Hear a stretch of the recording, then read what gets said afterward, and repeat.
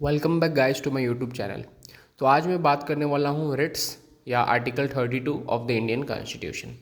Article 32 को heart and soul of the constitution कहा गया है डॉक्टर बी.आर. अम्बेडकर द्वारा।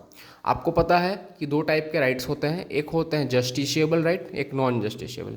जस्टिशिएबल राइट्स में हमारा फंडामेंटल राइट्स आता है जिसके इन्फ्रिंजमेंट में हम कोर्ट में जाके अपील कर सकते हैं और न्याय मांग सकते हैं। बट क्या आपको पता है कि अगर ये आर्टिकल 32 नहीं होता तो इस फंडामेंटल जो हमारा राइट्स है वो नल और वॉइड हो जाता, क्योंकि उसका कोई लीगैलिटी ही नहीं रहता।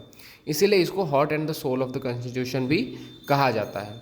बात करें रिट्स इशू करने की तो इसे हाई कोर्ट और सुप्रीम कोर्ट दोनों करते हैं, जैसा कि आप देख सकते हैं, लेकिन दोनों में अंतर है।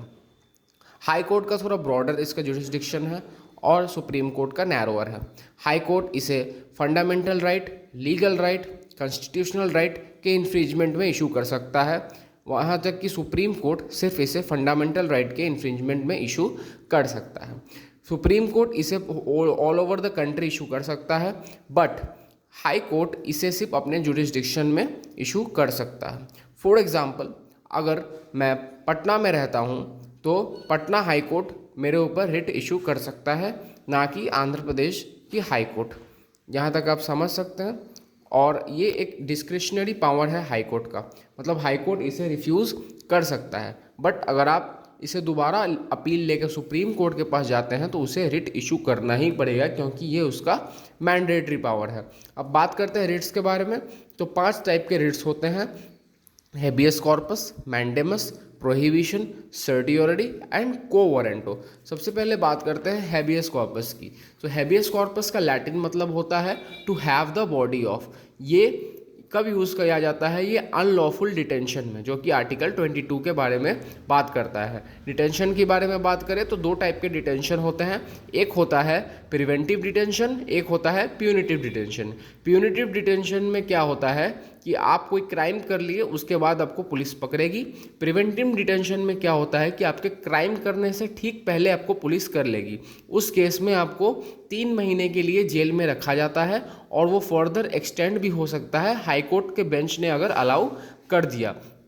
तो अगर आपको अनलॉफुली डिटेन कर लिया गया है तो आप हेवियस कॉर्पस रिट इशू करवा सकते हैं। इसे आप खुद कर सकते हैं, आपका फ्रेंड, कोई फैमिली मेम्बर, कोई भी रिलेटिव इशू कर सकता है। ये बोथ प्राइवेट और पब्लिक के लिए होता है। इसमें पब्लिक में सीबीआई, आईबी, पुलिस कोई भी आ जाएंगे। लेकिन अगर ये आपका रिट काम कब नहीं करेगा? जब आपका लॉफुल डिटेंशन हो या फिर आपने कंटेम्प्ट ऑफ कोर्ट या लेजिस्लेचर किया है, उस केस में आपका रिट इशू नहीं होगा। अब हम आते हैं अपने सेकंड रिट मैंडेमस की तरफ। इसका मतलब होता है वी कमांड। ये कब इशू किया जाता है? जब कोई गवर्नमेंट ऑफिशियल फेल कर गया हो अपनी ड्यूटी को परफॉर्म करने के लिए, टू रिज्यूम हिज ड्यूटी।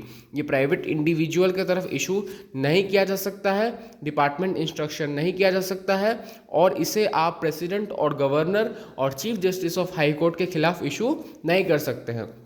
हमारा तीसरा रिट आता है को वारंटो। इसका मतलब होता है to have by what authority और वारंट। मतलब through this writ court inquires into legality of claim of a person to a public office. जैसे आप कोई गवर्नमेंट ऑफिस में बैठे हैं तो क्या आप उस गवर्नमेंट ऑफिस को क्लेम कर रहे हैं वो लीगल है या अनलीगल है? आप उसे लीगली ऑक्यूपाई करके बैठे हैं या अनलीगली ऑक्यूपाई करके बैठे हैं? ये सिर्फ प्राइवेट ऑफिस में इशू नहीं किया जा सकता है, can not be issued against individual और प्राइवेट ऑफिस। मतलब ये सिर्फ गवर्नमेंट में इशू किया जा सकता है। फिर आता है हमारा प्रोहिबिशन।